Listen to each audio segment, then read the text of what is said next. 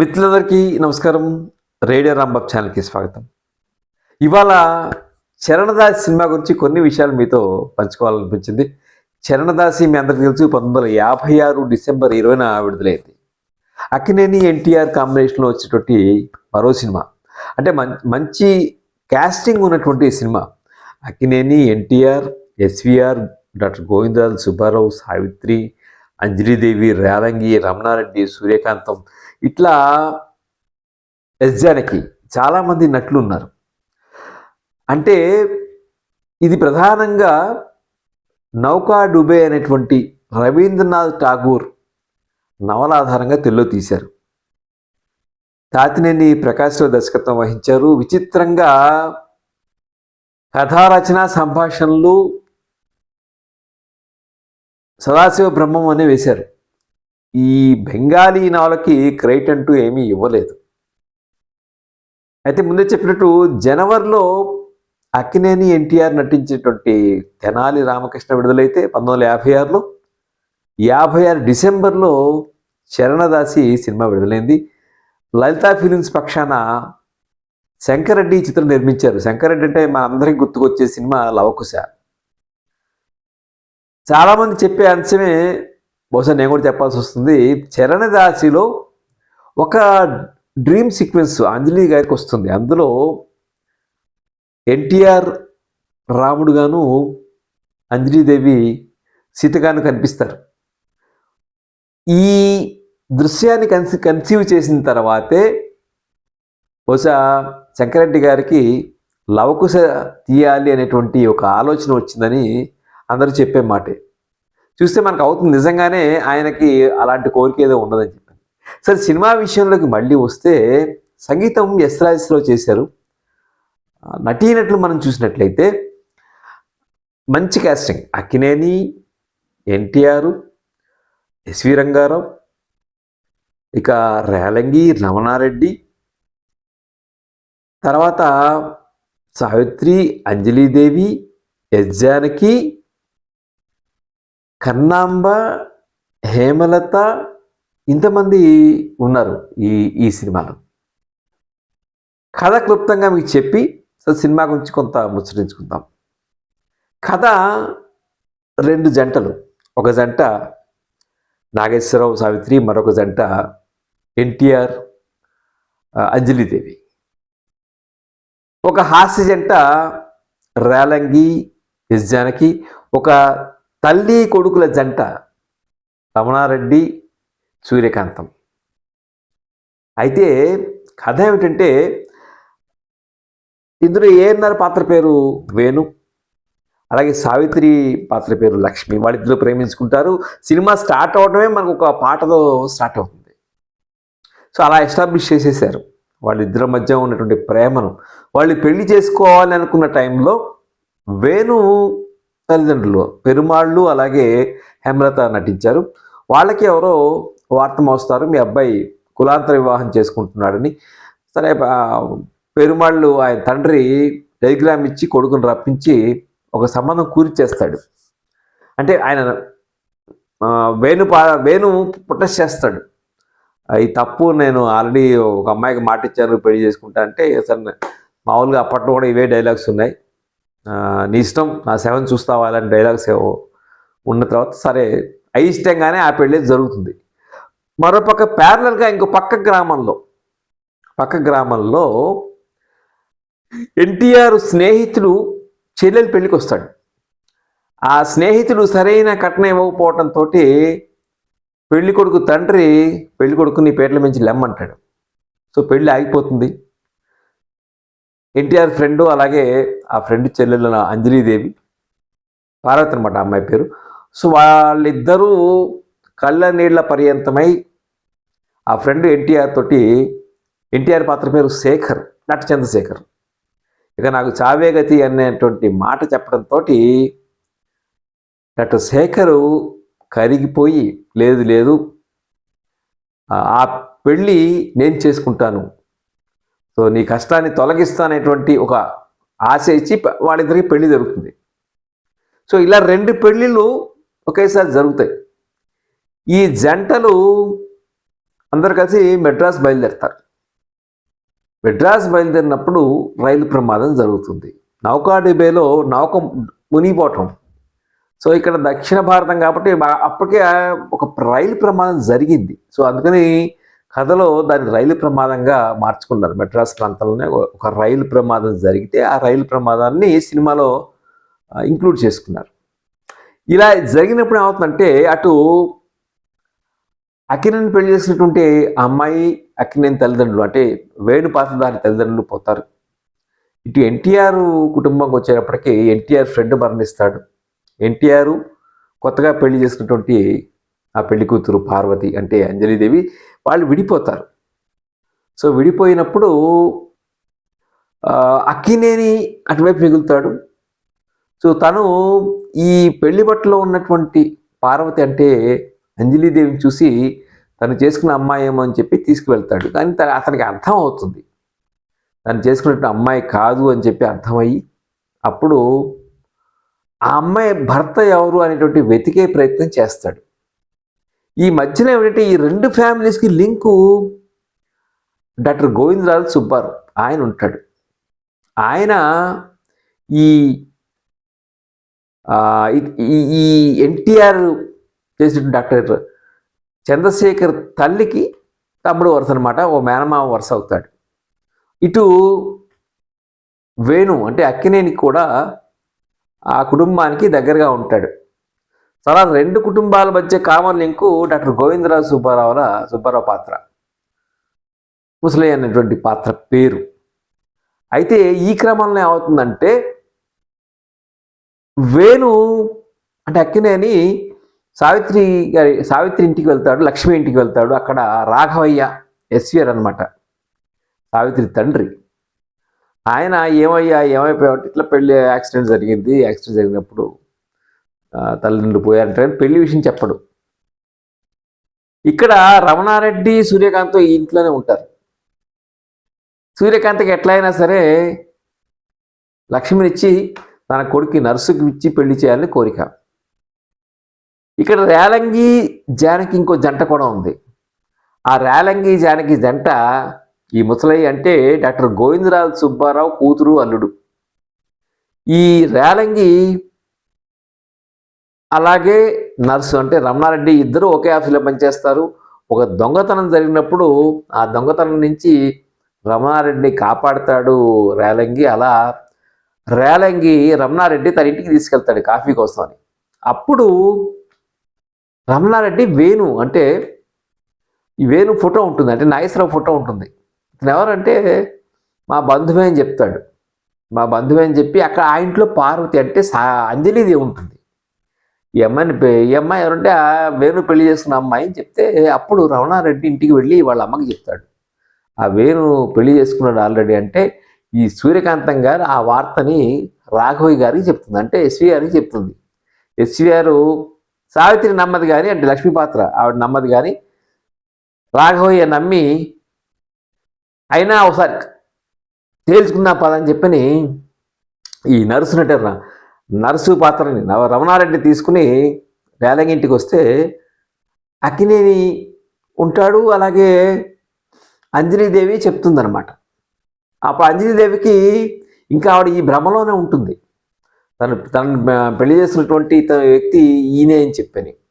ఆ డాక్టర్ అనుకుంటుంది, ఏదో మొత్తానికి ఈయనే అనుకుంటుంది. ఎవరు విచిత్రం ఏమిటంటే ఎవరిని చూడరు, అది ఈ పెళ్లిలో జరిగిన విశేషం.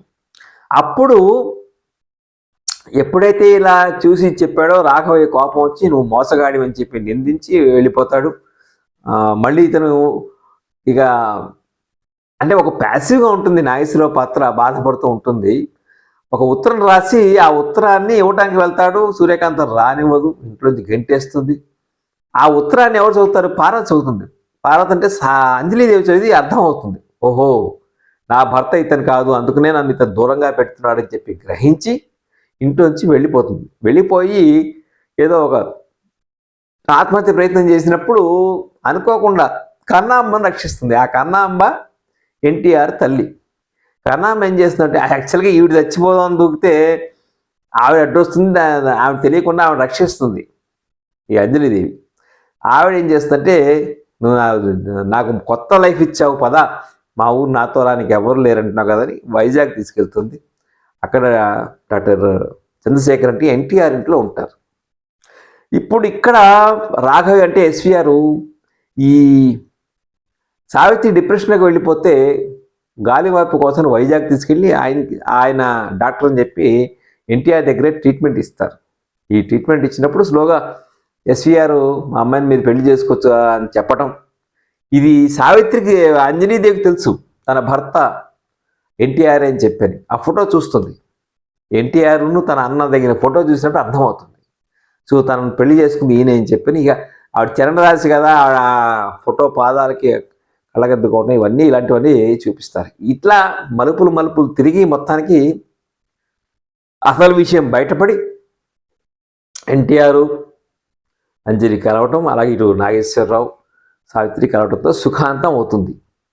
ఇందులో అంటే కథ ఒక విధంగా చెప్పాలంటే కొంచెం విషాదంగానే నడుస్తుంది కదా, అందుకోసం చెప్పిన కామెడీ ట్రాక్ని చాలా పెద్దగా పెట్టారు ఈ సినిమాలో. రేలంగి, జానకి, అలాగే డాక్టర్ గోవిందరాజు సుబ్బారావు వీళ్ళ మధ్య మామాళ్ళ సవాల్ లాంటిది నడుస్తూ ఉంటుంది. అది విసుగు తెప్పించింది అంటే పర్వాలేదు, అంత విసుగు తెప్పించలేదు. అటు రమణారెడ్డి, సూర్యకాంతం వాళ్ళు ప్లే చేసేటువంటి ట్రిక్స్ ఇవన్నీ కూడా ప్యారలల్గా నడుస్తూ ఉంటాయి. అంటే ఇటు పాత మెయిన్గా ఈ సినిమా నాకు అనిపించింది ఏంటంటే, సినిమాలో చక్కటి నేపథ్య సంగీతం ఉంది. ఈ నేపథ్య సంగీతాన్ని ఎస్ రాజేశ్వరరావును అలాగే ఆయన బ్రదర్ ఎస్ హనుమంతరావు కలిసి ఇచ్చారు. చాలా బాగుంటుంది. చాలా రోజుల తర్వాత ఈ సినిమా అంతా కూడా క్లారినెట్ వినిపిస్తుందండి, అద్భుతంగా ఉంటుంది. క్లారినెట్ వాద్యం వింటూ ఉంటే పాత సినిమాల్లో ఎంత హాయిగా ఉందో అని చెప్పలేం, చాలా బాగుంది. దాదాపు 10 పాటలు ఉన్నాయి. 10 పాటల్లో ఒక్క పాట కూడా గుర్తుండే పాట తక్కువ. ఓపెనింగ్ డే గులాబీ అనేటువంటి ఒక డ్యూయెట్తో స్టార్ట్ అవుతుంది. ఎక్కడికెక్కడ పాటలే. సావిత్రి బాధపడితే ఒక పాట పాడుతుంది, అంజలీదేవి బాధపడితే ఒక పాట, అంజలీదేవి సంతోషం కలిగితే ఒక పాట, ట్రైన్ యాక్సిడెంట్ జరగబోతోంది అని చెప్పడానికి ఒక పాట, అటు రేడియోలో ఒక పాట వస్తుంది. ఆ పాటని నలుగురు 4 రకాలుగా అనుకుంటారు. ఎన్టీఆర్ వింటాడు, జీవితము చదరంగం ఉన్నప్పుడు ఆయన చదరంగం ఆడుతుంటాడు, ఆయన ఏమిటన్నట్టు ఆయన ఉంటాడు. ఇంకో పక్క సావిత్రి వింటూ సావిత్రి బాధపడుతుంది, నాగేశ్వరరావు గడ్డం పెంచుకుని ఆయన బాధపడుతుంటాడు. ఇంకో పక్క అంజలీదేవి ఆ పాటని కొంచెం హోప్ తెచ్చుకుంటుంది. అంటే నిజానికి ఒక హోప్నిచ్చేటువంటి కళాకారిది విలువైంది పాట స్థాయిలో లేదు, కానీ ఒక హోప్నిచ్చేటువంటి పాట ఇక్కడ నలుగురు వింటారు, నలుగురు రకాలుగా ఆలోచిస్తారు. ఇలా ఒక పాట తప్పిస్తే పాట పెద్దగా అనిపించలేదు. ఒక 2 అంతర్నాటకాలు ఉన్నాయి. ఒకటి ఏమిటంటే వాసవదత్త నాటకం. వాసవదత్త నీ మొగుడిని నువ్వు మన రాజ్యాన్ని కాపాడుకోవడానికి త్యాగం చేయాలని మహామంత్రి చెప్తాడు వాసవదత్తకి. ఆవిడ దాన్ని ఎలా తీసుకుంది అనేది నాటకం. ఆ నాటకంలో చివరికి అంజలీదేవి పడిపోతుంది నాటకాన్ని భరించలేక. అదొకటి. ఇంకో చోట ఆర్కే లక్ష్మణ్ గారి భార్య కమలా లక్ష్మణ్ ఇంకో ఆవిడ కలిసి ఏది ధర్మం అని చెప్పి ఒక పాట ఉంటుంది. అందులో చాలా క్వశ్చన్ చేస్తారు. మగవాళ్ళ బిహేవియర్ మీద కొన్ని ప్రశ్నలు ఉంటాయి. ఒక గమ్మత్తైన నాటకం అది. సో ఈ 2 నాటకాలని కంపోజ్ చేసింది వెంపటి సత్యం గారు. సో పాటలన్నీ కూడా సినిమాలో వినటానికి గుర్తుండేటట్టుగా ఉన్నాయి, కానీ ఎక్కడ బయట పాపులర్ అయినట్టుగా లేవు. చెప్పాం కదా, ఇక్కడ అంజలిదేవికి ఒక డ్రీమ్ సీక్వెన్స్లో మళ్ళీ తను సీతగాను, తన భర్త డాక్టర్ చంద్రశేఖర్ రాముడుగాను కనిపించడం, ఆవిడ అగ్ని ప్రవేశం చేయడం, ఇదంతా కొంత చిన్న ఒక 5 నిమిషాలు 6 నిమిషాలు డ్రామా చూపిస్తారు. ఇవన్నీ పెట్టేటప్పటికీ సినిమా లెంత్ 3 గంటల 10 నిమిషాలు అయిపోయింది. ఒకటేమిటంటే నటనాపరంగా మనం చూస్తే ఫస్ట్ మార్కులు వేయాల్సిందే డెఫినెట్గా అక్కినేనికే వేయాలి, ఏఎన్ఆర్కే వేయాలి. ఆయన అద్భుతంగా చేశారు. అంటే ఆయనకి ఈ పెర్ఫార్మెన్స్ ఆయనకి కొత్త కాదు, అంజలీదేవికి కొత్త కాదు.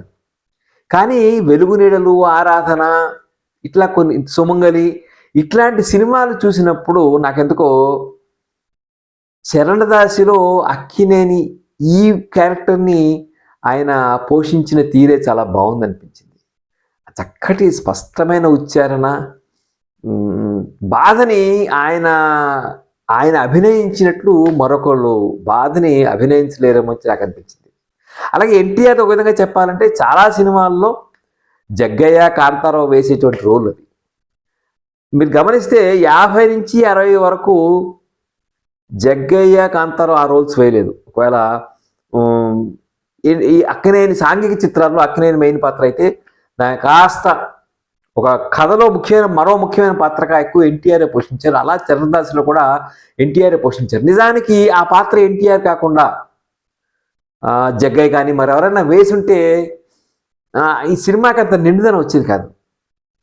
కేవలం అటు ఏఎన్ఆర్ ఒక ఉన్నతమైన ఆదర్శాలతో ఉన్నప్పుడు ఒక అందమైన ఆకర్షణీయమైనటువంటి స్క్రీన్ ప్రెజెన్స్తో మనకి ఎన్టీఆర్ బ్యాలెన్స్ చేస్తారు.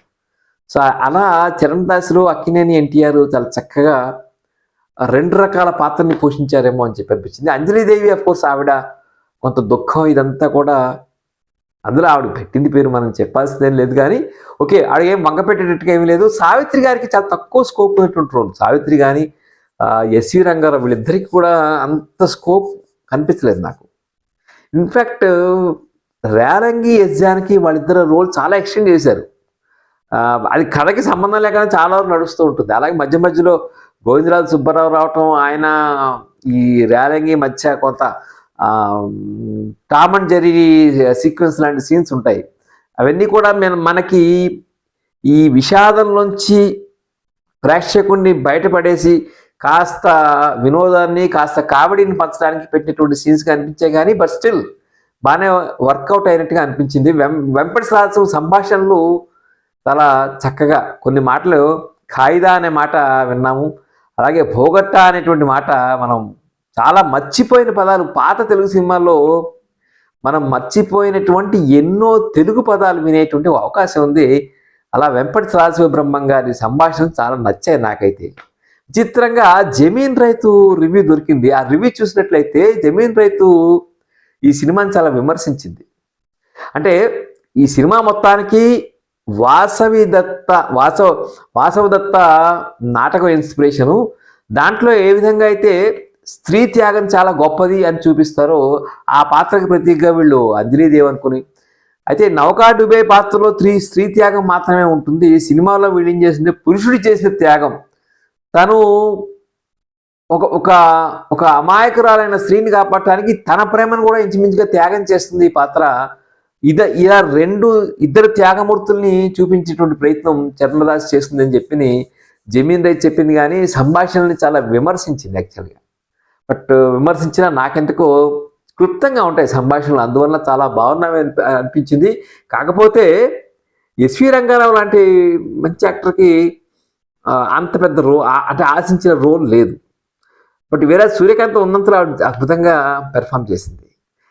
ఇంకో అవుట్ స్టాండింగ్ యాక్టర్ నాకు అనిపించింది అంటే కన్నాంబ గారు రోల్ పెద్దదే. ఒక తల్లి పాత్రలో ఆవిడ ఎంత అంటే ఆ తల్లి పాత్రలో పక్కన కొడుకు నేను మళ్ళీ పెళ్లి చేసుకోను, ఆల్రెడీ నాకు పెళ్ళి అయిపోయింది ఇవన్నీ చెప్పినప్పుడు కానీ ఆవిడ అందరి తల్లుల్లాగానే ఎలా మాట్లాడుతుందో అంత చక్కగా మాట్లాడుతుంది ఆవిడ. దాంతోపాటుగా తనని కాపాడినటువంటి పార్వతిని ఆవిడ ట్రీట్ చేసిన విధానం అవన్నీ కూడా మనకి ఎక్కడా కూడా పాత్రలో ఒక నిజాయితీ కనిపిస్తుంది. పాత్రలో నిజాయితీ కనిపించాలంటే ఆర్టిస్ట్లో నిజాయితీ ఉండాలి. అది కన్నాంబ గారు అద్భుతంగా చేసినటువంటి ఒక రోలు చరణదాసి. ఈ చరణదాసినే అప్పట్లో ఆ రోజుల్లో ఎలా ఉండేదంటే తెలుగు నిర్మాతలు తమిళంలో తీసేవాళ్ళు, తమిళ నిర్మాతలు తెలుగులో తీసేవాళ్ళు. అట్లా శంకరెడ్డి గారు ఈ సినిమాని ద్విభాషా చిత్రంగా చేశారు. తమిళంలో వచ్చేసి జమినీ గణేశన్ హీరో, అక్కినేని, ఎస్విఆర్, సావిత్రి, అంజలి వీళ్ళు ఎలాగో ఉన్నారు. సో ఎన్టీఆర్ బదులు ఐ థింక్ రోల్ రివర్సల్ చేసినట్టున్నారు. ఆ రోజుల్లో తమిళం తీసిన వాళ్ళు తెలుగులో తీసేవాళ్ళు, తెలుగులో తీసిన వాళ్ళు తమిళం తీసేవాళ్ళు.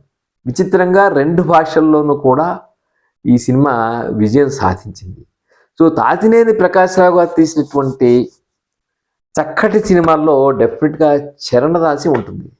చరణదాసి చాలా పాత సినిమాలతో పోలిస్తే ఎందుకంత నాకు ఫ్రెష్గా అనిపించిందంటే ఆర్టిస్టుల పెర్ఫార్మెన్సెస్, ముఖ్యంగా అక్కినేని మెమరబుల్ పెర్ఫార్మెన్స్. ఆయన ముల్లపూడి వెంకటరమణ గారు తన రివ్యూలో అంటారు, అక్కినేని నటన మరో స్థాయికి చేసినటువంటి చిత్రం చరణదాసి ఒక అద్భుతమైనటువంటి ఒక కొత్త పార్శ్వాన్ని మనం ఒక కొత్త కోణం మనకి అక్కినేనిలో కనిపిస్తుంది. అంటే ఆయన దేవదాస్కి అప్పటికే చేశారు కదా, చేసినా సరే ఆయన వెలుగునేట్లు వీటన్నిటి పెర్ఫార్మెన్సెస్తో పోలిస్తే నాకెందుకో చరణదాసి పెర్ఫార్మెన్స్ చాలా అద్భుతంగా అనిపించింది. ఎన్టీఆర్ చాలా అందంగా కనిపించినటువంటి చిత్రం చరణదాసి.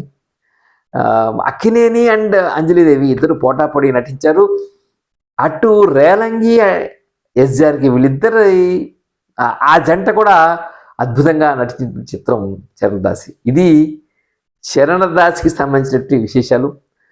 చాలా రోజులు చిన్నప్పుడు చరణదాసి సినిమాలో రాముడు సీత లేదంటే ఆ అగ్ని ప్రవేశం దృశ్యమే లవకుశ సినిమాకి ఇన్స్పిరేషన్ చెప్పి విన్నాం, కానీ చూసినప్పుడు ఓహో ఇది బహుశా తర్వాత పెట్టారా ముందర అనుకుని పెట్టారా అని చెప్పి అనిపిస్తుంది. అంటే ఆయనకు ఐడియా వచ్చి ఇందులో దీన్ని ఒక టెస్టింగ్ గ్రౌండ్గా ఉపయోగించుకున్నారా ఈ ఒక 5 నిమిషాల రామాయణం సీన్ పెట్టి అని చెప్పి అనిపించక మానదు. మంచి ప్రింట్ యూట్యూబ్లో అందుబాటులో ఉంది. చాలా సినిమాల మీద చరణదాసి సినిమా మీరు చూసినట్లయితే నటీనటుల హావభావాలు ఎంత చక్కగా మేజర్ నటులందరూ కూడా బాగా చేశారో మనకి అర్థమవుతుంది.